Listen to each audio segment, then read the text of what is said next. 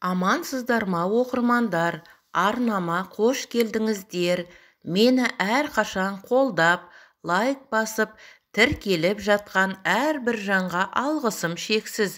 Әр істеріңізге береке берсін. Жақсы күндеріңіз көп болсын. Баршаңызға рахмет. Адамның ақылы сөзінде тұрады, нұры көзінде тұрады. Адамның аузына келген сөз ақылмен келу керек. Сөйлеу үшін ойлау керек, жұту үшін шайнау керек. Ойланбай сөйлеген сөз адамды опыққа апарады. Алла сабырлы адамды жақсы көреді. Сабырлы болайық. Әйел адамға әйел болып күн кешудің өзі бір шетінен бақыт, бір шетінен салмақты іс. Өйткені 40 жанның да өз сұрауы бар. 40 жанның да өз салмағы бар. Әйелдің болмысына сай, тұрмыстың қандайына болса да төзу үшін күш керек. Олардың физикалық жағдайы әлсіз болғанымен, ішкі жан дүниесі мен жүйкесі мықты. Әйелдің ғұмырын бойына сіңіріп, әйел атына сай болу үшін де оларға 40 жан керек.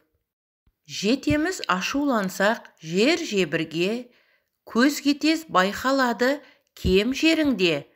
Адаммен ұрысқанша түсінбейсің, қандай ойда екенін сен жөнінде. Қыздың намысын ер азамат қорғауы парыз. Ананы ардақтаған, қызды қадірлеген еркек заты ғана азамат атына лайық. Әйтпесе, шалбарды кім кимейді дейсің?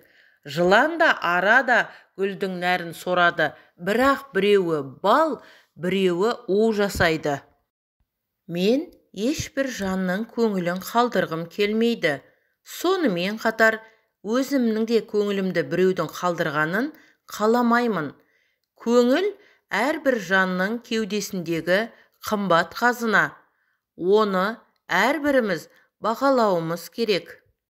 Бауыр деген әрине бауыр етің, жақын болар сол үшін бәріне тым.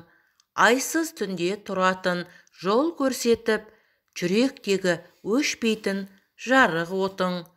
Бауыр десе қандай жан елең демес, оны менен тұғырың төмен демес.